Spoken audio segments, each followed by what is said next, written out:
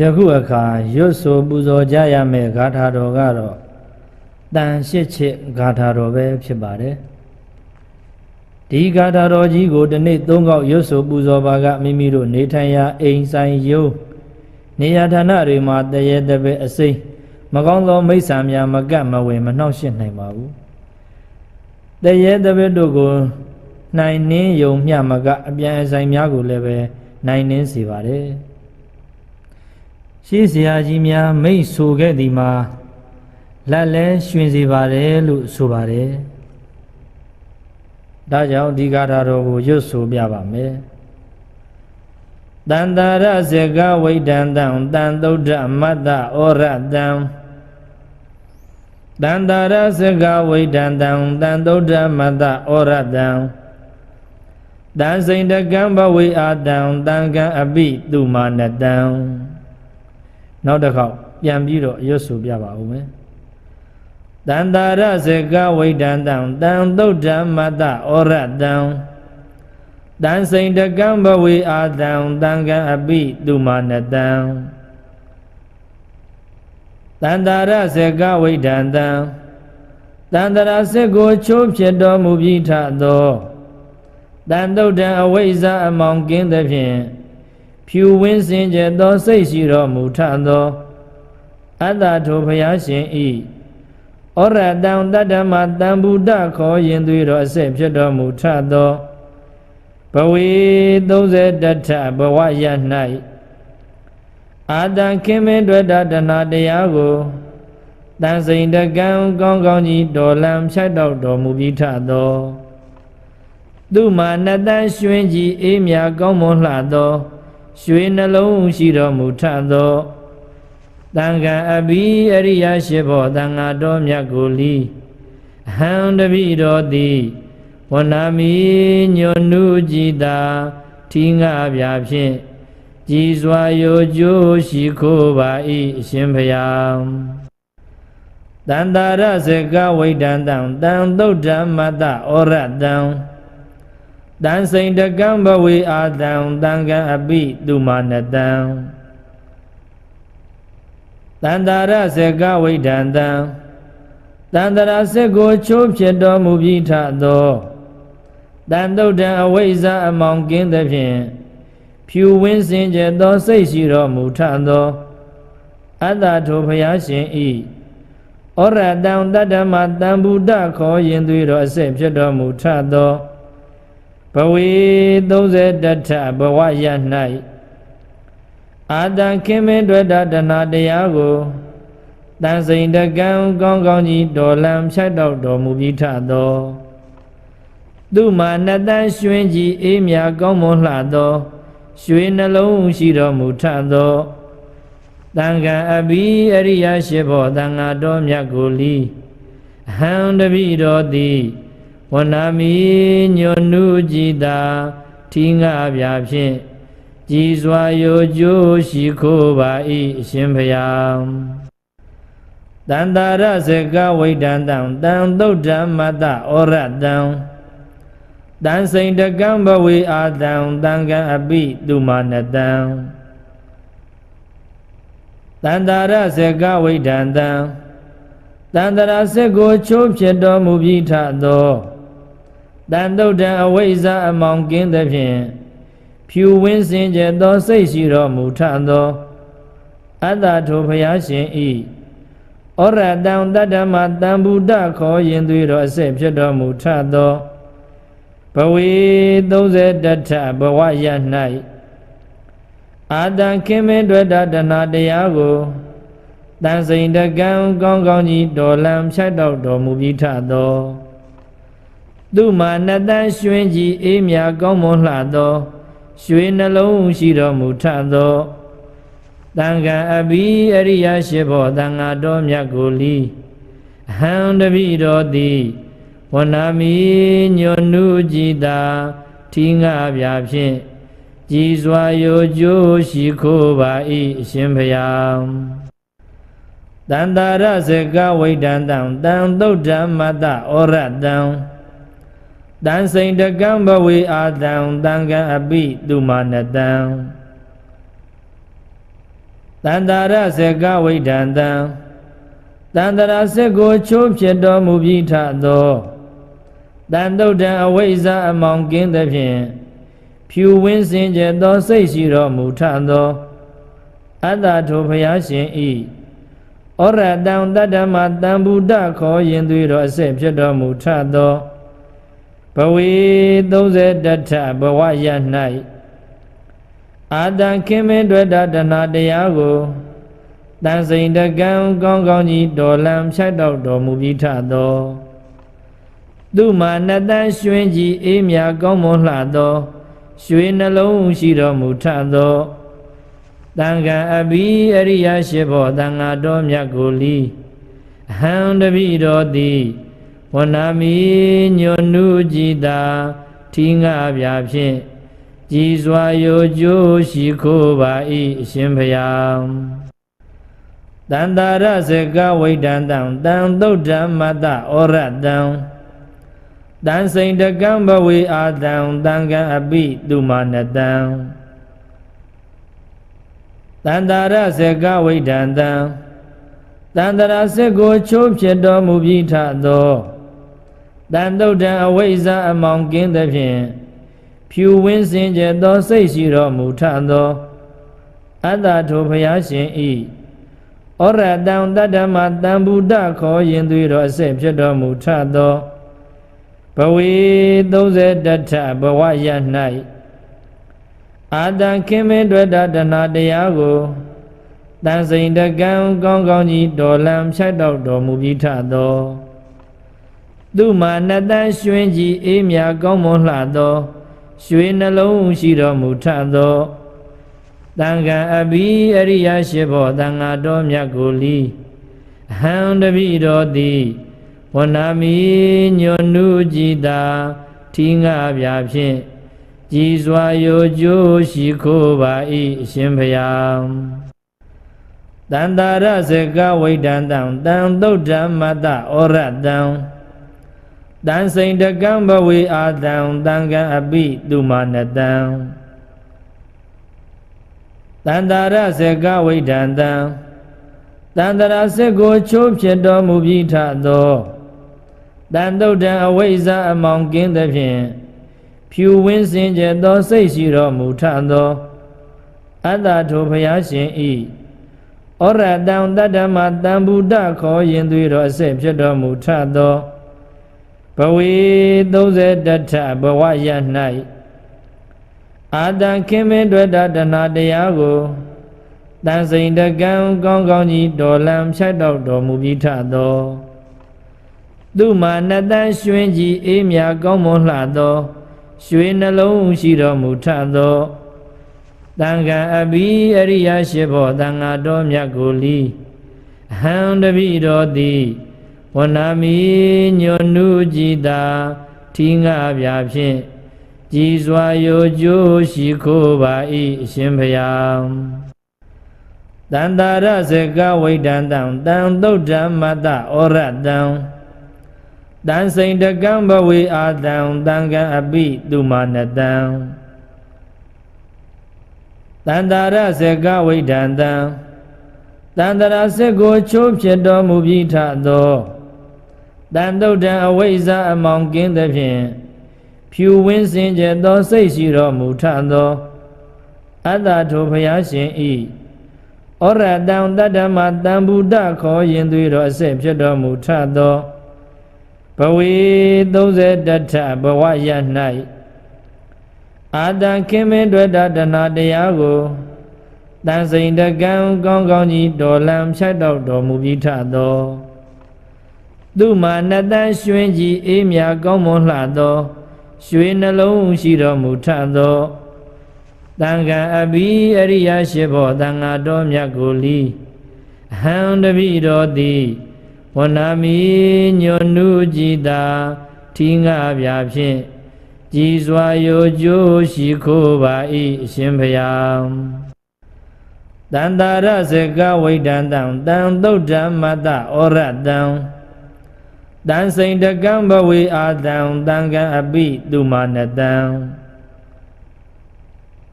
တန္တာရစကဝိဒန္တံတန္တရာစက်ကိုချိုးဖြစ်တော်မူပြီးထသောတန်တုဒ္ဓံအဝိဇ္ဇာအမောင်ကင်းသဖြင့်ဖြူဝင်းစင်ကြယ်သောစိတ်ရှိတော်မူထသောအတ္တထိုဘုရားရှင်ဤဩရတံတတ္တမတံဗုဒ္ဓခေါ်ရင်သွေးတော်အစစ်ဖြစ်တော်မူထသောဘဝေ31ထဘဝရ၌အာတံခင်မင်းတွေ့တာတဏှာတရားကိုတန်စိန်တကံကောင်းကောင်းကြီးတော်လံဖြတ်တော့တော်မူပြီးထသောသူမာနတန်ရွှင်ကြီးအေးမြကောင်းမွန်လှသောရွှေနှလုံးရှိတော်မူထသောတန်ခါအဘိအရိယရှိဘောတန်ဃာတော်မြတ်ကိုလီဟံတပိတော်သည်ဝနာမီညွန်နုကြည်သာထီငါပြဖြင့်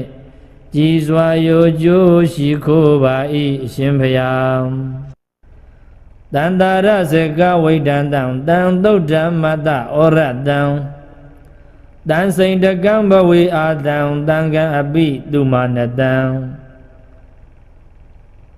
တန္တာရစကဝိဒန္တံတန္တရာစက်ကိုချိုးဖြစ်တော်မူပြီးထသောတန်တုဒ္ဓံအဝိဇ္ဇာအမောင်ကင်းသဖြင့်ဖြူဝင်းစင်ကြယ်သောစိတ်ရှိတော်မူထသောအတ္တထိုဘုရားရှင်ဤဩရတံတတ္တမတံဗုဒ္ဓခေါ်ရင်သွေးတော်အစစ်ဖြစ်တော်မူထသောဘဝေ31ထဘဝရ၌အာတံခင်မင်းတွေ့တာတဏှာတရားကိုတန်စိန်တကံကောင်းကောင်းကြီးတော်လံဖြတ်တော့တော်မူပြီးထသောသူမာနတန်ရွှင်ကြီးအေးမြကောင်းမွန်လှသောရွှေနှလုံးရှိတော်မူထသောတန်ခါအဘိအရိယရှိဘောတန်ဃာတော်မြတ်ကိုလီဟံတပိတော်သည်ဝနာမီညွန်နုကြည်သာထီငါပြဖြင့်ကြည်စွာရိုကျိုးရှိခိုးပါ၏အရှင်ဘုရားတန္တာရစကဝိဒန္တံတံသုဒ္ဓမတ္တဩရတံတံစိန်တကံဘဝေအာတံတံကံအပိတုမာနတံတန္တာရစကဝိဒန္တံတန္တရာစက်ကိုချိုးဖြစ်တော်မူပြီးထသောတန်တုဒ္ဓံအဝိဇ္ဇာအမောင်ကင်းသဖြင့်ဖြူဝင်းစင်ကြယ်သောစိတ်ရှိတော်မူထသောအတ္တထိုဘုရားရှင်ဤဩရတံတတ္တမတံဗုဒ္ဓခေါ်ရင်သွေးတော်အစစ်ဖြစ်တော်မူထသောဘဝေ31ထဘဝရ၌အာတံခင်မင်းတွေ့တာတဏှာတရားကို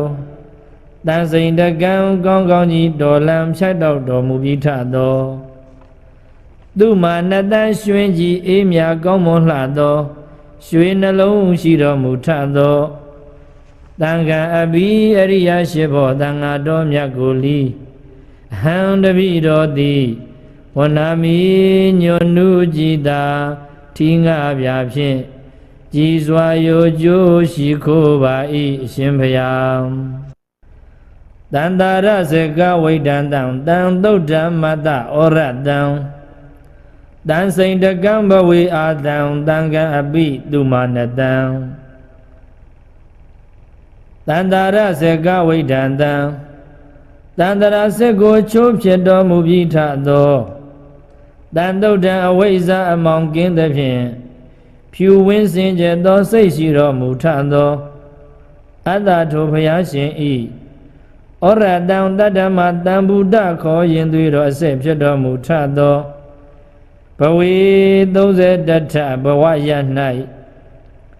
အာတံခင်မင်းတွေ့တာတဏှာတရားကို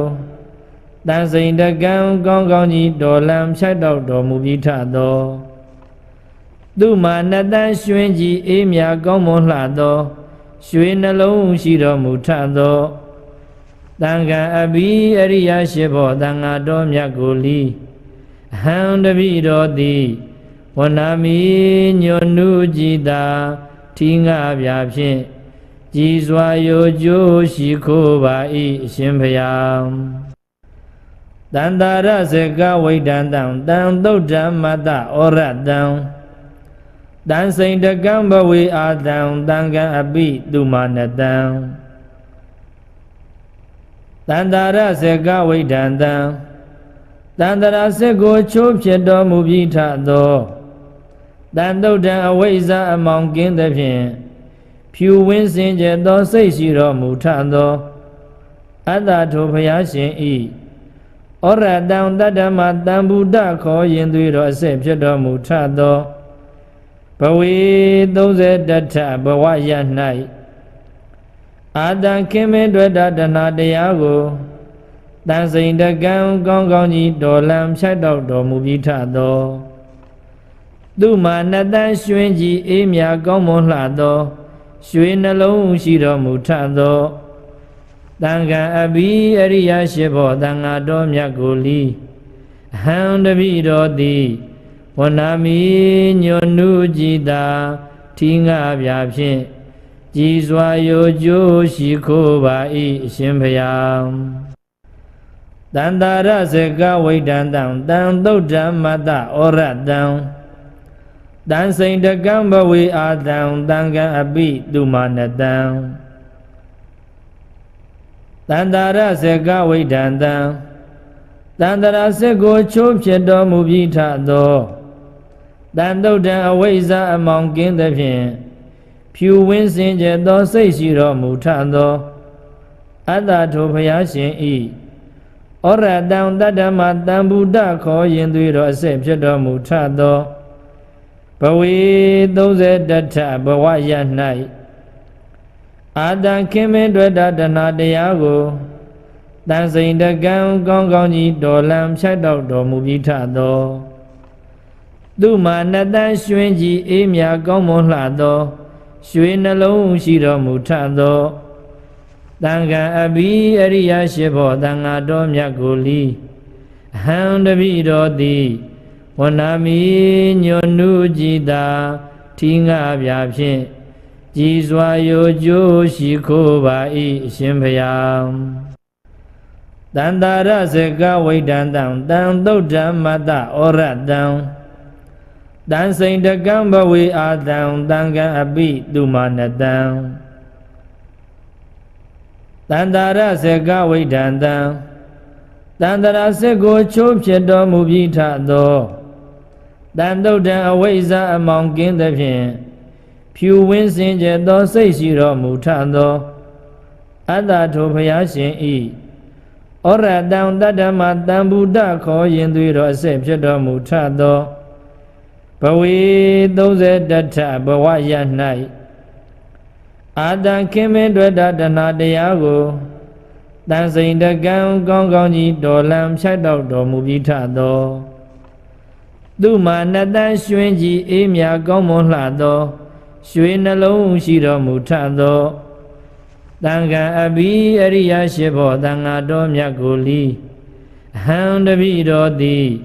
ဝနာမီညွန်နုကြည်သာထီငါပြဖြင့်ကြည်စွာရိုကျိုးရှိခိုးပါ၏အရှင်ဘုရားတန္တာရစေကဝိဒံတံတံသုတ်တံမတ္တဩရတံတံစိန်တကံဘဝေအာတံတံကံအပိတုမာနတံတန္တာရစေကဝိဒံတံတန္တရာစေကိုချိုးဖြစ်တော်မူပြီးထသောတန်တုတ်တံအဝိဇ္ဇာအမောင်ကင်းသဖြင့်ဖြူဝင်းစင်ကြယ်သောစိတ်ရှိတော်မူထသောအတ္တထိုဘုရားရှင်ဤဩရတံတတ္တမတံဗုဒ္ဓခေါ်ရင်သွေးတော်အစစ်ဖြစ်တော်မူထသောဘဝေ30ထဘဝရ၌အာတံခင်မင်းတွေ့တာတဏတရားကိုတန်စိန်တကံကောင်းကောင်းကြီးတော်လံဖြတ်တော့တော်မူပြီးထသောသူမာနတန်ရွှင်ကြီးအေးမြကောင်းမွန်လှသောရွှေနှလုံးရှိတော်မူထသော တန်ခံအဘိအရိယရှိဘောတန်ဃာတော်မြတ်ကိုလီဟံတပိတော်သည်ဝနာမီညွန်နုကြည်သာထီငါပြဖြင့်ကြည်စွာရိုကျိုးရှိခိုးပါ၏အရှင်ဘုရား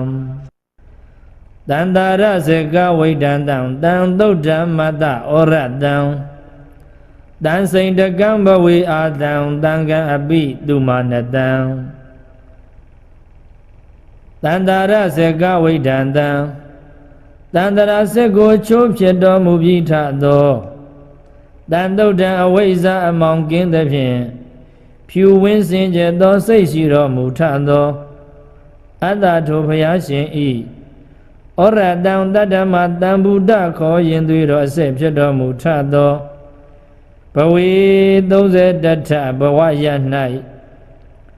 အာတံခင်မင်းတွေ့တာတဏတရားကို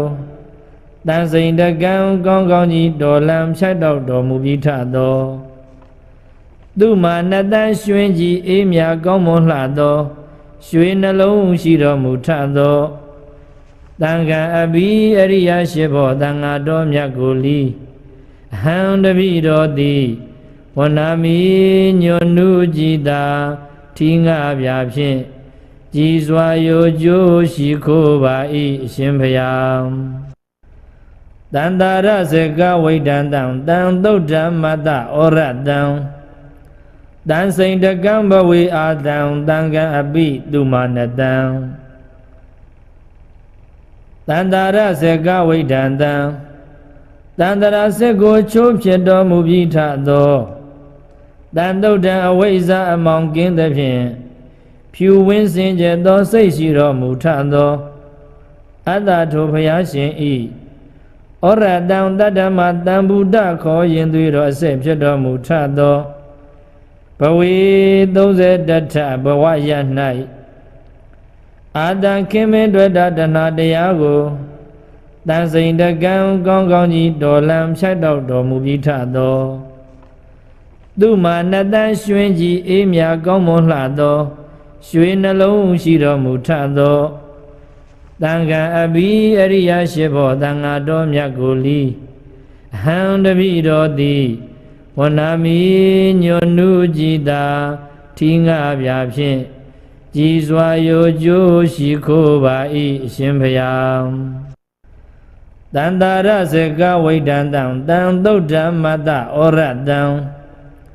တံစိန်တကံဘဝေအာတံတံကံအပိတုမာနတံတန္တာရစေကဝိဒန္တံတန္တရာစေကိုချိုးဖြစ်တော်မူပြီးထသောတန်တုတ်တံအဝိဇ္ဇာအမောင်ကင်းသဖြင့်ဖြူဝင်းစင်ကြယ်သောစိတ်ရှိတော်မူထသောအတ္တထိုဘုရားရှင်ဤဩရတံတတ္တမတံဗုဒ္ဓခေါ်ရင်သွေးတော်အစစ်ဖြစ်တော်မူထသောဘဝေ30တထဘဝရ၌အာတံခင်မင်းတွေ့တာတဏတရားကိုတန်စိန်တကံကောင်းကောင်းကြီးတော်လံဖြတ်တော့တော်မူပြီးထသောသူမာနတန်ရွှင်ကြီးအေးမြကောင်းမွန်လှသောရွှေနှလုံးရှိတော်မူထသောတန်ခံအဘိအရိယရှိဘောတန်ဃာတော်မြတ်ကိုလီအဟံတပိတော်သည်ဝနာမီညွန်နုကြည်သာထီငါပြဖြင့်ကြည်စွာရိုကျိုးရှိခိုးပါ၏အရှင်ဘုရားတန္တာရစေကဝိဒန္တံတံသုတ်ဓမ္မတဩရတံတံစိန်တကံဘဝေအာတံတံကံအပိတုမာနတံတန္တာရစေကဝိဒန္တံတန္တရာစေကိုချိုးဖြစ်တော်မူပြီးထသောတန်တုတ်တံအဝိဇ္ဇာအမောင်ကင်းသဖြင့်ဖြူဝင်းစင်ကြယ်သောစိတ်ရှိတော်မူထသောအတ္တထိုဘုရားရှင်ဤဩရတံတတ္တမတံဗုဒ္ဓခေါ်ရင်သွေးတော်အစစ်ဖြစ်တော်မူထသောဘဝေ30တထဘဝရ၌အာတံခင်မင်းတွေ့တာတဏတရားကိုတန်စိန်တကံကောင်းကောင်းကြီးတော်လံဖြတ်တော့တော်မူပြီးထသောသူမာနတန်ရွှင်ကြီးအေးမြကောင်းမွန်လှသောရွှေနှလုံးရှိတော်မူထသော တန်ခံအဘိအရိယရှိဘောတန်ဃာတော်မြတ်ကိုလီဟံတပိတော်သည်ဝနာမီညွန်နုကြည်သာထီငါပြဖြင့်ကြည်စွာရိုကျိုးရှိခိုးပါ၏အရှင်ဘုရားတန္တာရစကဝိဒန္တံတံသုဒ္ဓမတ္တဩရတံတံစိန်တကံဘဝေအာတံတံကံအပိတုမာနတံတန္တာရစကဝိဒန္တံတန္တရာစက်ကိုချိုးဖြစ်တော်မူပြီးထသောတန်တုဒ္ဓံအဝိဇ္ဇအမောင်ကင်းသဖြင့်ဖြူဝင်းစင်ကြယ်သောစိတ်ရှိတော်မူထသောအတ္တထိုဘုရားရှင်ဤဩရတံတတ္တမတံဗုဒ္ဓခေါ်ရင်သွေးတော်အစစ်ဖြစ်တော်မူထသောဘဝေ31ထဘဝရ၌အာတံခင်မင်းတွေ့တာတဏတရားကိုတန်စိန်တကံကောင်းကောင်းကြီးတော်လံဖြတ်တောက်တော်မူပြီးထသောသူမာနတန်ရွှင်ကြီးအေးမြကောင်းမွန်လှသောရွှေနှလုံးရှိတော်မူထသောတန်ခံအဘိအရိယရှိဘောတန်ဃာတော်မြတ်ကိုလီဟံတပိတော်သည်ဝနာမီညွန်နုကြည်သာထီငါပြဖြင့်ကြည်စွာရိုကျိုးရှိခိုးပါ၏အရှင်ဘုရားတန္တာရစကဝိဒန္တံတံသုဒ္ဓမတ္တဩရတံတံစိန်တကံဘဝေအာတံတံကံအပိတုမာနတံတန္တာရစကဝိဒန္တံတန္တရာစက်ကိုချိုးဖြစ်တော်မူပြီးထသောတန်တုဒ္ဓံအဝိဇ္ဇအမောင်ကင်းသဖြင့်ဖြူဝင်းစင်ကြယ်သောစိတ်ရှိတော်မူထသောအတ္တထိုဘုရားရှင်ဤဩရတံတတ္တမတံဗုဒ္ဓခေါ်ရင်သွေးတော်အစစ်ဖြစ်တော်မူထသောဘဝေ31ထဘဝရ၌အာတံခင်မင်းတွေ့တာတဏတရားကိုတန်စိန်တကံကောင်းကောင်းကြီးတော်လံဖြတ်တောက်တော်မူပြီးထသောသူမာနတန်ရွှင်ကြီးအေးမြကောင်းမွန်လှသောရွှေနှလုံးရှိတော်မူထသောတန်ခံအဘိအရိယရှိဘောတန်ဃာတော်မြတ်ကိုလီဟံတပိတော်သည်ဝနာမီညွန်နုကြည်သာထီငါပြဖြင့်ကြည်စွာရိုကျိုးရှိခိုးပါ၏အရှင်ဘုရားတန္တာရစကဝိဒန္တံတံသုဒ္ဓမတ္တဩရတံတံစိန်တကံဘဝေအာတံတံကံအပိတုမာနတံတန္တာရစကဝိဒန္တံတန္တရာစက်ကိုချိုးဖြစ်တော်မူပြီးထသောတန်တုဒ္ဓံအဝိဇ္ဇအမောင်ကင်းသဖြင့်ဖြူဝင်းစင်ကြယ်သောစိတ်ရှိတော်မူထသောအတ္တထိုဘုရားရှင်ဤဩရတံတတ္တမတံဗုဒ္ဓခေါ်ရင်သွေးတော်အစစ်ဖြစ်တော်မူထသောဘဝေ31ထဘဝရ၌အာတံခင်မင်းတွေ့တာတဏတရားကိုတန်စိန်တကံကောင်းကောင်းကြီးတော်လံဖြတ်တောက်တော်မူပြီးထသောသူမာနတန်ရွှင်ကြီးအေးမြကောင်းမွန်လှသောရွှေနှလုံးရှိတော်မူထသောတန်ခံအဘိအရိယရှိဘောတန်ဃာတော်မြတ်ကိုလီဟံတပိတော်သည်ဝနာမီညွန်နုကြည်သာထီငါပြဖြင့်ကြည်စွာရိုကျိုးရှိခိုးပါ၏အရှင်ဘုရားတန္တာရစကဝိဒန္တံတံသုဒ္ဓမတ္တဩရတံတံစိန်တကံဘဝေအာတံတံကံအပိတုမာနတံတန္တာရစကဝိဒန္တံတန္တရာစက်ကိုချိုးဖြစ်တော်မူပြီးထသောတန်တုဒ္ဓံအဝိဇ္ဇအမောင်ကင်းသဖြင့်ဖြူဝင်းစင်ကြယ်သောစိတ်ရှိတော်မူထသောအတ္တထိုဘုရားရှင်ဤဩရတံတတ္တမတံဗုဒ္ဓခေါ်ရင်သွေးတော်အစစ်ဖြစ်တော်မူထသောဘဝေ31ထဘဝရ၌အာတံခင်မင်းတွေ့တာတဏတရားကိုတန်စိန်တကံကောင်းကောင်းကြီးတော်လံဖြတ်တောက်တော်မူပြီးထသောသူမာနတန်ရွှင်ကြီးအေးမြကောင်းမွန်လှသောရွှေနှလုံးရှိတော်မူထသော တန်ခံအဘိအရိယရှိဘောတန်ဃာတော်မြတ်ကိုလီဟံတပိတော်သည်ဝနာမီညွန်နုကြည်သာထီငါပြဖြင့်ကြည်စွာယိုကျိုးရှိခိုးပါ၏အရှင်ဘုရားတန္တာရစကဝိဒံတံတံသုဒ္ဓမတ္တဩရတံတံစိန်တကံဘဝေအာတံတံကံအပိတုမာနတံတန္တာရစကဝိဒံတံတန္တရာစက်ကိုချိုးဖြစ်တော်မူပြီးထသောတန်တုဒ္ဓံအဝိဇ္ဇာအမောင်ကင်းသဖြင့်ဖြူဝင်းစင်ကြယ်သောစိတ်ရှိတော်မူထသောအတ္တထိုဘုရားရှင်ဤဩရတံတတ္တမတံဗုဒ္ဓခေါ်ရင်သွေးတော်အစစ်ဖြစ်တော်မူထသောဘဝေ30ထဘဝရ၌အာတံခင်မင်းတွေ့တာတဏှာတရားကိုတန်စိန်တကံကောင်းကောင်းကြီးတော်လံဖြတ်တော့တော်မူပြီးထသောသူမာနတန်ရွှင်ကြီးအေးမြကောင်းမွန်လှသောရွှေနှလုံးရှိတော်မူထသောတန်ခံအဘိအရိယရှိဘောတန်ဃာတော်မြတ်ကိုလီဟံတပိတော်သည်ဝနာမီညွန်နုကြည်သာထီငါပြဖြင့်ကြည်စွာယိုကျိုးရှိခိုးပါ၏အရှင်ဘုရားတန္တာရစကဝိဒံတံတံသုဒ္ဓမတ္တဩရတံတံစိန်တကံဘဝေအာတံတံကံအပိတုမာနတံတန္တာရစကဝိဒံတံတန္တရာစက်ကိုချိုးဖြစ်တော်မူပြီးထသောတန်တုဒ္ဓံအဝိဇ္ဇာအမောင်ကင်းသဖြင့်ဖြူဝင်းစင်ကြယ်သောစိတ်ရှိတော်မူထသောအတ္တထိုဘုရားရှင်ဤဩရတံတတ္တမတံဗုဒ္ဓခေါ်ရင်သွေးတော်အစစ်ဖြစ်တော်မူထသောဘဝေ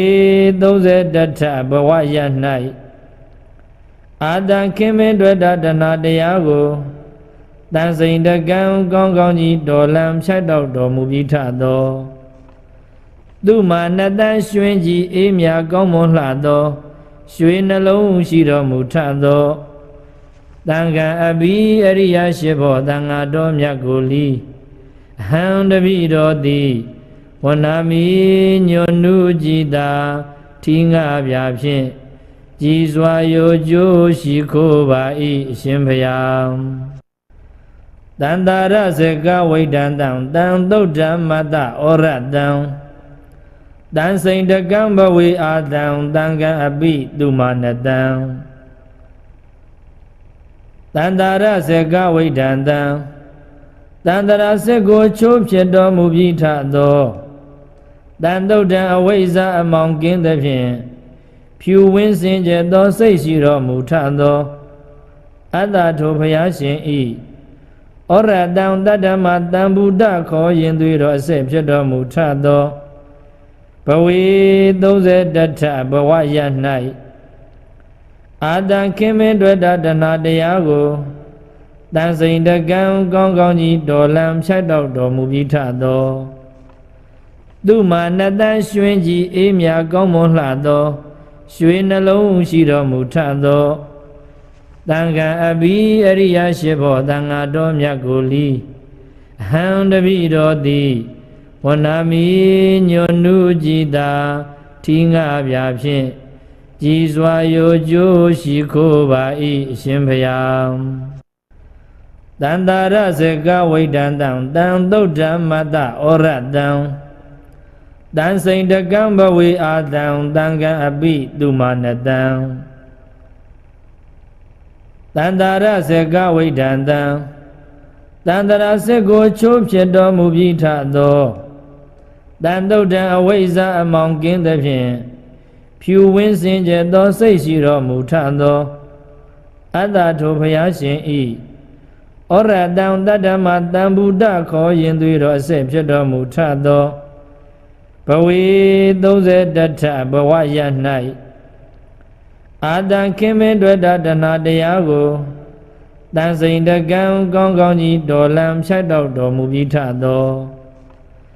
သူမာနတန်ရွှင်ကြီးအေးမြကောင်းမွန်လှသောရွှေနှလုံးရှိတော်မူထသော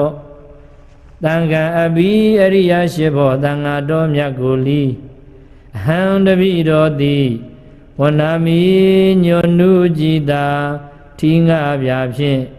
ကြည်စွာရိုကျိုးရှိခိုးပါ၏အရှင်ဘုရားတန္တာရစေကဝိဒန္တံတံသုဒ္ဓမတ္တဩရတံတံစိန်တကံဘဝေအာတံတံကံအပိတုမာနတံတန္တာရစေကဝိဒန္တံတန္တရာစေကိုချိုးဖြစ်တော်မူပြီးထသောတန်တုဒ္ဓံအဝိဇ္ဇာအမောင်ကင်းသဖြင့်ဖြူဝင်းစင်ကြယ်သောစိတ်ရှိတော်မူထသောအတ္တထိုဘုရားရှင်ဤဩရတံတတ္တမတံဗုဒ္ဓခေါ်ရင်သွေတော်အစစ်ဖြစ်တော်မူထသောဘဝေ30တထဘဝရ၌အာတံခင်မင်းတွေ့တာတဏတရားကိုတန်စိန်တကံကောင်းကောင်းကြီးတော်လံဖြတ်တော့တော်မူပြီးထသောသူမာနတန်ရွှင်ကြီးအေးမြကောင်းမွန်လှသောရွှေနှလုံးရှိတော်မူထသောတန်ခံအဘိအရိယရှိဘောတန်ဃာတော်မြတ်ကိုလီအဟံတပိတော်သည်ဝနာမီညွန်နုကြည်တာထီငါပြဖြင့်ကြည်စွာရိုကျိုးရှိခိုးပါ၏အရှင်ဘုရားတန္တာရစေကဝိဒန္တံတံသုဒ္ဓမတ္တဩရတံ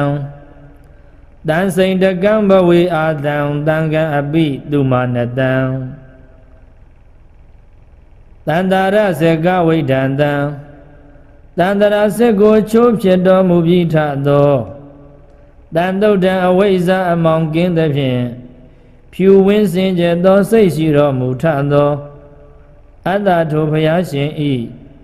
ဩရတံတတ္တမတံဗုဒ္ဓခေါ်ရင်သွေတော်အစစ်ဖြစ်တော်မူထသောဘဝေ30တထဘဝရ၌အာတံခင်မင်းတွေ့တာတဏတရားကိုတန်စိန်တကံကောင်းကောင်းကြီးတော်လံဖြတ်တော့တော်မူပြီးထသောသူမာနတန်ရွှင်ကြီးအေးမြကောင်းမွန်လှသောရွှေနှလုံးရှိတော်မူထသောတန်ခံအဘိအရိယရှိဘောတန်ဃာတော်မြတ်ကိုလီအဟံတပိတော်သည်ဝနာမီညွန်နုကြည်တာထီငါပြဖြင့်ကြည်စွာရိုကျိုးရှိခိုးပါ၏အရှင်ဘုရားတန္တာရစေကဝိဒန္တံတံသုဒ္ဓမတ္တဩရတံတံစိန်တကံဘဝေအာတံတံကံအပိတုမာနတံတန္တာရစေကဝိဒန္တံတန္တရာစေကိုချိုးဖြစ်တော်မူပြီးထသောတန်တုဒ္ဓံအဝိဇ္ဇာအမောင်ကင်းသဖြင့်ဖြူဝင်းစင်ကြယ်သောစိတ်ရှိတော်မူထသောအတ္တထိုဘုရားရှင်ဤဩရတံတတ္တမတံဗုဒ္ဓခေါ်ရင်သွေတော်အစစ်ဖြစ်တော်မူထသောဘဝေ30တထဘဝရ၌အာတံခင်မင်းတွေ့တာတဏတရားကိုတန်စိန်တကံကောင်းကောင်းကြီးတော်လံဖြတ်တော့တော်မူပြီးထသောသူမာနတန်ရွှင်ကြီးအေးမြကောင်းမွန်လှသောရွှေနှလုံးရှိတော်မူထသောတန်ခံအဘိအရိယရှိဘောတန်ဃာတော်မြတ်ကိုလီအဟံတပိတော်သည်ဝနာမီညွန်နုကြည်တာထီငါပြဖြင့်ကြည်စွာရိုကျိုးရှိခိုးပါ၏အရှင်ဘုရားတန္တာရစေကဝိဒန္တံတံသုဒ္ဓမတ္တဩရတံတံစိန်တကံဘဝေအာတံတံကံအပိတုမာနတံတန္တာရစေကဝိဒန္တံတန္တရာစေကိုချိုးဖြစ်တော်မူပြီးထသောတန်တုဒ္ဓံအဝိဇ္ဇာအမောင်ကင်းသဖြင့်ဖြူဝင်းစင်ကြယ်သောစိတ်ရှိတော်မူထသောအတ္တထိုဘုရားရှင်ဤဩရတံတတ္တမတံဗုဒ္ဓခေါ်ရင်သွေတော်အစစ်ဖြစ်တော်မူထသောဘဝေ30တထဘဝရ၌အာတံခင်မင်းတွေ့တာတဏတရားကိုတန်စိန်တကံကောင်းကောင်းကြီးတော်လံဖြတ်တော့တော်မူပြီးထသောသူမာနတန်ရွှင်ကြီးအေးမြကောင်းမွန်လှသောရွှေနှလုံးရှိတော်မူထသော တန်ခါအဘိအရိယရှိဘောတန်ဃာတော်မြတ်ကိုလီအဟံတပိတော်သည်ဝနာမီညွန်နုကြည်သာထီငါပြဖြင့်ကြည်စွာရိုကျိုးရှိခိုးပါ၏အရှင်ဘုရားတန္တာရစကဝိဒန္တံတံသုဒ္ဓမတ္တဩရတံတံစိန်တကံဘဝေအာတံတံကံအပိတုမာနတံတန္တာရစကဝိဒန္တံတန္တရာစက်ကိုချိုးဖြစ်တော်မူပြီးထသောတန်တုဒ္ဒံအဝိဇ္ဇာအမောင်ကင်းသဖြင့်ဖြူဝင်းစင်ကြယ်သောစိတ်ရှိတော်မူထသောအတ္တထိုဘုရားရှင်ဤဩရတံတတ္တမတံဗုဒ္ဓခေါ်ရင်သွေးတော်အစစ်ဖြစ်တော်မူထသောဘဝေ31ထဘဝရ၌အာတံခင်မင်းတွေ့တာတဏတရားကိုတန်စိန်တကံကောင်းကောင်းကြီးတော်လံဖြတ်တော့တော်မူပြီးထသောသူမာနတန်ရွှင်ကြီးအေးမြကောင်းမွန်လှသောရွှေနှလုံးရှိတော်မူထသောတန်ခါအဘိအရိယရှိဘောတန်ဃာတော်မြတ်ကိုလီအဟံတပိတော်သည်ဝနာမီညွန်နုကြည်သာထီငါပြဖြင့်ကြည်စွာရိုကျိုးရှိခိုးပါ၏အရှင်ဘုရားတန္တာရစကဝိဒန္တံတံသုဒ္ဓမတ္တဩရတံတံစိန်တကံဘဝေအာတံတံကံအပိတုမာနတံတန္တာရစကဝိဒန္တံတန္တရာစက်ကိုချိုးဖြစ်တော်မူပြီးထသောတန်တုဒ္ဒံအဝိဇ္ဇာအမောင်ကင်းသဖြင့်ဖြူဝင်းစင်ကြယ်သောစိတ်ရှိတော်မူထသောအတ္တထိုဘုရားရှင်ဤဩရတံတတ္တမတံဗုဒ္ဓခေါ်ရင်သွေးတော်အစစ်ဖြစ်တော်မူထသောဘဝေ31ထဘဝရ၌အာတံခင်မင်းတွေ့တာတဏတရားကိုတန်စိန်တကံကောင်းကောင်းကြီးတော်လံဖြတ်တော့တော်မူပြီးထသောသူမာနတန်ရွှင်ကြီးအေးမြကောင်းမွန်လှသောရွှေနှလုံးရှိတော်မူထသောတန်ခါအဘိအရိယရှိဘောတန်ဃာတော်မြတ်ကိုလီအဟံတပိတော်သည်ဝနာမီညွန်နုကြည်သာထီငါပြဖြင့်ကြည်စွာရိုကျိုးရှိခိုးပါ၏အရှင်ဘုရားတန္တာရစကဝိဒန္တံတံသုဒ္ဓမတ္တဩရတံတံစိန်တကံဘဝေအာတံတံကံအပိတုမာနတံတန္တာရစကဝိဒန္တံတန္တရာစက်ကိုချိုးဖြစ်တော်မူပြီးထသောတန်တုဒ္ဒံအဝိဇ္ဇာအမောင်ကင်းသဖြင့်ဖြူဝင်းစင်ကြယ်သောစိတ်ရှိတော်မူထသောအတ္တထိုဘုရားရှင်ဤဩရတံတတ္တမတံဗုဒ္ဓခေါ်ရင်သွေးတော်အစစ်ဖြစ်တော်မူထသောဘဝေ31ထဘဝရ၌အာတံခင်မင်းတွေ့တာတဏတရားကိုတန်စိန်တကံကောင်းကောင်းကြီးတော်လံဖြတ်တော့တော်မူပြီးထသောသူမာနတန်ရွှင်ကြီးအေးမြကောင်းမွန်လှသောရွှေနှလုံးရှိတော်မူထသောတန်ခါအဘိအရိယရှိဘောတန်ဃာတော်မြတ်ကိုလီအဟံတပိတော်သည်ဝနာမီညွန်နုကြည်သာထီငါပြဖြင့်ကြည်စွာရိုကျိုးရှိခိုးပါ၏အရှင်ဘုရားတန္တာရစကဝိဒန္တံတံသုဒ္ဓမတ္တဩရတံ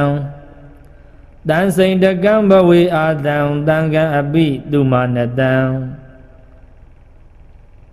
တန္တာရစကဝိဒန္တံတန္တရာစက်ကိုချိုးဖြစ်တော်မူပြီးထသောတန်တုဒ္ဒံအဝိဇ္ဇာအမောင်ကင်းသဖြင့်ဖြူဝင်းစင်ကြယ်သောစိတ်ရှိတော်မူထသောအတ္တထိုဘုရားရှင်ဤဩရတံတတ္တမတံဗုဒ္ဓခေါ်ရင်သွေးတော်အစစ်ဖြစ်တော်မူထသောဘဝေ31ထဘဝရ၌အာတံခင်မင်းတွေ့တာတဏတရားကိုတန်စိန်တကံကောင်းကောင်းကြီးတော်လံဖြတ်တော့တော်မူပြီးထသောသူမာနတန်ရွှင်ကြီးအေးမြကောင်းမွန်လှသောရွှေနှလုံးရှိတော်မူထသော တန်ခါအဘိအရိယရှိဘောတန်ဃာတော်မြတ်ကိုလီဟံတပိတော်သည်ဝနာမီညွန်နုကြည်သာထီငါပြဖြင့်ကြည်စွာယိုကျိုးရှိခိုးပါ၏အရှင်ဘုရားတန္တာရဇကဝိဒန္တံတံသုဒ္ဓမတ္တဩရတံတံစိန်တကံဘဝေအာတံတံကံအပိတုမာနတံတန္တာရဇကဝိဒန္တံတန္တရာစက်ကိုချိုးဖြစ်တော်မူပြီးထသောတန်တုဒ္ဓံအဝိဇ္ဇာအမောင်ကင်းသဖြင့်ဖြူဝင်းစင်ကြယ်သောစိတ်ရှိတော်မူထသောအတ္တထိုဘုရားရှင်ဤဩရတံတတ္တမတံဗုဒ္ဓခေါ်ရင်သွေးတော်အဆက်ဖြစ်တော်မူထသောဘဝေ30ထဘဝရ၌အာတံခင်မင်းတွေ့တာတဏတရားကိုတန်စိန်တကံကောင်းကောင်းကြီးတော်လံဖြတ်တော့တော်မူပြီးထသောသူမာနတန်ရွှင်ကြီးအေးမြကောင်းမွန်လှသောရွှေနှလုံးရှိတော်မူထသောတန်ခါအဘိအရိယရှိဘောတန်ဃာတော်မြတ်ကိုလီဟံတပိတော်သည်ဝနာမီညွန်နုကြည်သာထီငါပြဖြင့်ကြည်စွာယိုကျိုးရှိခိုးပါ၏အရှင်ဘုရားတန္တာရဇကဝိဒန္တံတံသုဒ္ဓမတ္တဩရတံတံစိန်တကံဘဝေအာတံတံကံအပိတုမာနတံတန္တာရဇကဝိဒန္တံတန္တရာစက်ကိုချိုးဖြစ်တော်မူပြီးထသောတန်တုဒ္ဓံအဝိဇ္ဇာအမောင်ကင်းသဖြင့်ဖြူဝင်းစင်ကြယ်သောစိတ်ရှိတော်မူထသောအတ္တထိုဘုရားရှင်ဤဩရတံတတ္တမတံဗုဒ္ဓခေါ်ရင်သွေးတော်အဆက်ဖြစ်တော်မူထသောဘဝေ30ထဘဝရ၌အာတံခင်မင်းတွေ့တာတဏတရားကိုတန်စိန်တကံကောင်းကောင်းကြီးတော်လံဖြတ်တော့တော်မူပြီးထသောသူမာနတန်ရွှင်ကြီးအေးမြကောင်းမွန်လှသောရွှေနှလုံးရှိတော်မူထသောတန်ခါအဘိအရိယရှိဘောတန်ဃာတော်မြတ်ကိုလီဟံတပိတော်သည်ဝနာမီညွန်နုကြည်သာထီငါပြဖြင့်ကြည်စွာယိုကျိုးရှိခိုးပါ၏အရှင်ဘုရားတန္တာရဇကဝိဒန္တံတံသုဒ္ဓမတ္တဩရတံတံစိန်တကံဘဝေအာတံတံကံအပိတုမာနတံတန္တာရဇကဝိဒန္တံတန္တရာစက်ကိုချိုးဖြစ်တော်မူပြီးထသောတန်တုဒ္ဓံအဝိဇ္ဇာအမောင်ကင်းသဖြင့်ဖြူဝင်းစင်ကြယ်သောစိတ်ရှိတော်မူထသောအတ္တထိုဘုရားရှင်ဤဩရတံတတ္တမတံဗုဒ္ဓခေါ်ရင်သွေးတော်အဆက်ဖြစ်တော်မူထသောဘဝေ30ထဘဝရ၌အာတံခင်မင်းတွေ့တာတဏတရားကိုတန်စိန်တကံကောင်းကောင်းကြီးတော်လံဖြတ်တော့တော်မူပြီးထသောသူမာနတန်ရွှင်ကြီးအေးမြကောင်းမွန်လှသောရွှေနှလုံးရှိတော်မူထသောတန်ခါအဘိအရိယရှိဘောတန်ဃာတော်မြတ်ကိုလီဟံတပိတော်သည်ဝနာမီညွန်နုကြည်သာထီငါပြဖြင့်ကြည်စွာယိုကျိုးရှိခိုးပါ၏အရှင်ဘုရားတန္တာရဇကဝိဒန္တံတံသုဒ္ဓမတ္တဩရတံတံစိန်တကံဘဝေအာတံတံကံအပိတုမာနတံတန္တာရဇကဝိဒန္တံတန္တရာစက်ကိုချိုးဖြစ်တော်မူပြီးထသောတန်တုဒ္ဓံအဝိဇ္ဇာအမောင်ကင်းသဖြင့်ဖြူဝင်းစင်ကြယ်သောစိတ်ရှိတော်မူထသောအတ္တထိုဘုရားရှင်ဤဩရတံတတ္တမတံဗုဒ္ဓခေါ်ရင်သွေးတော်အဆက်ဖြစ်တော်မူထသောဘဝေ30ထဘဝရ၌အာတံခင်မင်းတွေ့တာတဏတရားကိုတန်စိန်တကံကောင်းကောင်းကြီးတော်လံဖြတ်တော့တော်မူပြီးထသောသူမာနတန်ရွှင်ကြီးအေးမြကောင်းမွန်လှသောရွှေနှလုံးရှိတော်မူထသော တန်ခံအဘိအရိယရှိဘောတန်ဃာတော်မြတ်ကိုလီအဟံတပိတော်သည်ဝနာမီညွန်နုကြည်သာထီငါပြဖြင့်ကြည်စွာရိုကျိုးရှိခိုးပါ၏အရှင်ဘုရားတန္တာရစေကဝိဒံတံတံသုဒ္ဓမတ္တဩရတံတံစိန်တကံဘဝေအာတံတံကံအပိတုမာနတံတန္တာရစေကဝိဒံတံတန္တရာစေကိုချိုးဖြစ်တော်မူပြီးထသောတန်တုဒ္ဓံအဝိဇ္ဇာအမောင်ကင်းသဖြင့်ဖြူဝင်းစင်ကြယ်သောစိတ်ရှိတော်မူထသောအတ္တထိုဘုရားရှင်ဤဩရတံတတ္တမတံဗုဒ္ဓခေါ်ရင်သွေတော်အစစ်ဖြစ်တော်မူထသောဘဝေ30တထဘဝရ၌အာတံခင်မင်းတွေ့တာတဏတရားကိုတန်စိန်တကံကောင်းကောင်းကြီးတော်လံဖြတ်တော့တော်မူပြီးထသောသူမာနတန်ရွှင်ကြီးအေးမြကောင်းမွန်လှသောရွှေနှလုံးရှိတော်မူထသောတန်ခံအဘိအရိယရှိဘောတန်ဃာတော်မြတ်ကိုလီအဟံတပိတော်သည်ဝနာမီညွန်နုကြည်သာထီငါပြဖြင့်ကြည်စွာရိုကျိုးရှိခိုးပါ၏အရှင်ဘုရားတန္တာရစေကဝိဒံတံတံသုဒ္ဓမတ္တဩရတံတံစိန်တကံဘဝေအာတံတံကံအပိတုမာနတံတန္တာရစေကဝိဒံတံတန္တရာစေကိုချိုးဖြစ်တော်မူပြီးထသော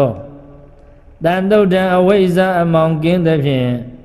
ဖြူဝင်းစင်ကြယ်သောစိတ်ရှိတော်မူထသောအတ္တထိုဘုရားရှင်ဤဩရတံတတ္တမတံဗုဒ္ဓခေါ်ရင်သွေတော်အစစ်ဖြစ်တော်မူထသောဘဝေ30တထဘဝရ၌အာတံခင်မင်းတွေ့တာတဏတရားကိုတန်စိန်တကံကောင်းကောင်းကြီးတော်လံဖြတ်တော့တော်မူပြီးထသောသူမာနတန်ရွှင်ကြီးအေးမြကောင်းမွန်လှသောရွှေနှလုံးရှိတော်မူထသောတန်ခံအဘိအရိယရှိဘောတန်ဃာတော်မြတ်ကိုလီအဟံတပိတော်သည်ဝနာမီညွန်နုကြည်သာထီငါပြဖြင့်ကြည်စွာရိုကျိုးရှိခိုးပါ၏အရှင်ဘုရားတန္တာရစေကဝိဒံတံတံသုဒ္ဓမတ္တဩရတံတံစိန်တကံဘဝေအာတံတံကံအပိတုမာနတံတန္တာရစေကဝိဒံတံတန္တရာစေကိုချိုးဖြစ်တော်မူပြီးထသောတန်တုဒ္ဓံအဝိဇ္ဇာအမောင်ကင်းသဖြင့်ဖြူဝင်းစင်ကြယ်သောစိတ်ရှိတော်မူထသောအတ္တထိုဘုရားရှင်ဤဩရတံတတ္တမတံဗုဒ္ဓခေါ်ရင်သွေတော်အစစ်ဖြစ်တော်မူထသောဘဝေ30တထဘဝရ၌အာတံခင်မင်းတွေ့တာတဏတရားကိုတန်စိန်တကံကောင်းကောင်းကြီးတော်လံဖြတ်တော့တော်မူပြီးထသောသူမာနတန်ရွှင်ကြီးအေးမြကောင်းမွန်လှသောရွှေနှလုံးရှိတော်မူထသောတန်ခံအဘိအရိယရှိဘောတန်ဃာတော်မြတ်ကိုလီအဟံတပိတော်သည်ဝနာမီညွန်နုကြည်သာထီငါပြဖြင့်ကြည်စွာရိုကျိုးရှိခိုးပါ၏အရှင်ဘုရားတန္တာရစေကဝိဒံတံတံသုဒ္ဓမတ္တဩရတံတံစိန်တကံဘဝေအာတံတံကံအပိတုမာနတံတန္တာရစေကဝိဒံတံတန္တရာစေကိုချိုးဖြစ်တော်မူပြီးထသောတန်တုဒ္ဓံအဝိဇ္ဇာအမောင်ကင်းသဖြင့်ဖြူဝင်းစင်ကြယ်သောစိတ်ရှိတော်မူထသောအတ္တထိုဘုရားရှင်ဤဩရတံတတ္တမတံဗုဒ္ဓခေါ်ရင်သွေတော်အစစ်ဖြစ်တော်မူထသောဘဝေ30တထဘဝရ၌အာတံခင်မင်းတွေ့တာတဏတရားကိုတန်စိန်တကံကောင်းကောင်းကြီးတော်လံဖြတ်တော့တော်မူပြီးထသောသူမာနတန်ရွှင်ကြီးအေးမြကောင်းမွန်လှသောရွှေနှလုံးရှိတော်မူထသော တန်ခံအဘိအရိယရှိဘောတန်ဃာတော်မြတ်ကိုလီဟံတပိတော်သည်ဝနာမီညွန်နုကြည်သာထီငါပြဖြင့်ကြည်စွာရိုကျိုးရှိခိုးပါ၏အရှင်ဘုရားတန္တာရစကဝိဒန္တံတံသုတ်ဓမ္မတဩရတံတံစိန်တကံဘဝေအာတံတံကံအပိတုမာနတံတန္တာရစကဝိဒန္တံတန္တရာစက်ကိုချိုးဖြစ်တော်မူပြီးထသောတန်တုတ်တံအဝိဇ္ဇာအမောင်ကင်းသဖြင့်ဖြူဝင်းစင်ကြသောစိတ်ရှိတော်မူထသောအတ္တထိုဘုရားရှင်ဤဩရတံတတ္တမတံဗုဒ္ဓခေါ်ရင်သွေးတော်အစစ်ဖြစ်တော်မူထသောဘဝေ31ထဘဝရ၌အာတံခင်မင်းတွေ့တာတဏတရားကိုတန်စိန်တကံကောင်းကောင်းကြီးတော်လံဖြတ်တော့တော်မူပြီးထသောသူမာနတန်ရွှင်ကြီးအေးမြကောင်းမွန်လှသောရွှေနှလုံးရှိတော်မူထသောတန်ခံအဘိအရိယရှိဘောတန်ဃာတော်မြတ်ကိုလီဟံတပိတော်သည်ဝနာမီညွန်နုကြည်သာထီငါပြဖြင့်ကြည်စွာရိုကျိုးရှိခိုးပါ၏အရှင်ဘုရားတန္တာရစကဝိဒန္တံတံသုတ်ဓမ္မတဩရတံတံစိန်တကံဘဝေအာတံတံကံအပိတုမာနတံတန္တာရစကဝိဒန္တံတန္တရာစက်ကိုချိုးဖြစ်တော်မူပြီးထသောတန်တုတ်တံအဝိဇ္ဇာအမောင်ကင်းသဖြင့်ဖြူဝင်းစင်ကြသောစိတ်ရှိတော်မူထသောအတ္တထိုဘုရားရှင်ဤဩရတံတတ္တမတံဗုဒ္ဓခေါ်ရင်သွေးတော်အစစ်ဖြစ်တော်မူထသောဘဝေ31ထဘဝရ၌အာတံခင်မင်းတွေ့တာတဏတရားကိုတန်စိန်တကံကောင်းကောင်းကြီးတော်လံဖြတ်တော့တော်မူပြီးထသောသူမာနတန်ရွှင်ကြီးအေးမြကောင်းမွန်လှသောရွှေနှလုံးရှိတော်မူထသောတန်ခံအဘိအရိယရှိဘောတန်ဃာတော်မြတ်ကိုလီဟံတပိတော်သည်ဝနာမီညွန်နုကြည်သာထီငါပြဖြင့်ကြည်စွာရိုကျိုးရှိခိုးပါ၏အရှင်ဘုရားတန္တာရစကဝိဒန္တံတံသုတ်ဓမ္မတဩရတံတံစိန်တကံဘဝေအာတံတံကံအပိတုမာနတံတန္တာရစကဝိဒန္တံတန္တရာစက်ကိုချိုးဖြစ်တော်မူပြီးထသောတန်တုတ်တံအဝိဇ္ဇာအမောင်ကင်းသဖြင့်ဖြူဝင်းစင်ကြသောစိတ်ရှိတော်မူထသောအတ္တထိုဘုရားရှင်ဤဩရတံတတ္တမတံဗုဒ္ဓခေါ်ရင်သွေးတော်အစစ်ဖြစ်တော်မူထသောဘဝေ31ထဘဝရ၌အာတံခင်မင်းတွေ့တာတဏတရားကိုတန်စိန်တကံကောင်းကောင်းကြီးတော်လံဖြတ်တော့တော်မူပြီးထသောသူမာနတန်ရွှင်ကြီးအေးမြကောင်းမွန်လှသောရွှေနှလုံးရှိတော်မူထသောတန်ခံအဘိအရိယရှိဘောတန်ဃာတော်မြတ်ကိုလီဟံတပိတော်သည်ဝနာမီညွန်နုကြည်သာထီငါပြဖြင့်ကြည်စွာရိုကျိုးရှိခိုးပါ၏အရှင်ဘုရားတန္တာရစကဝိဒန္တံတံသုတ်ဓမ္မတဩရတံတံစိန်တကံဘဝေအာတံတံကံအပိတုမာနတံတန္တာရစကဝိဒန္တံတန္တရာစက်ကိုချိုးဖြစ်တော်မူပြီးထသောတန်တုတ်တံအဝိဇ္ဇာအမောင်ကင်းသဖြင့်ဖြူဝင်းစင်ကြသောစိတ်ရှိတော်မူထသောအတ္တထိုဘုရားရှင်ဤဩရတံတတ္တမတံဗုဒ္ဓခေါ်ရင်သွေးတော်အစစ်ဖြစ်တော်မူထသောဘဝေ31ထဘဝရ၌အာတံခင်မင်းတွေ့တာတဏတရားကိုတန်စိန်တကံကောင်းကောင်းကြီးတော်လံဖြတ်တော့တော်မူပြီးထသောသူမာနတန်ရွှင်ကြီးအေးမြကောင်းမွန်လှသောရွှေနှလုံးရှိတော်မူထသော တန်ခံအဘိအရိယရှိဘောတန်ဃာတော်မြတ်ကိုလီအဟံတပိတော်သည်ဝနာမီညွန်နုကြည်သာထီငါပြဖြင့်ကြည်စွာရိုကျိုးရှိခိုးပါ၏အရှင်ဘုရားတန္တာရစကဝိဒန္တံတံသုဒ္ဓမတ္တဩရတံတံစိန်တကံဘဝေအာတံတံကံအပိတုမာနတံတန္တာရစကဝိဒန္တံတန္တရာစက်ကိုချိုးဖြစ်တော်မူပြီးထသော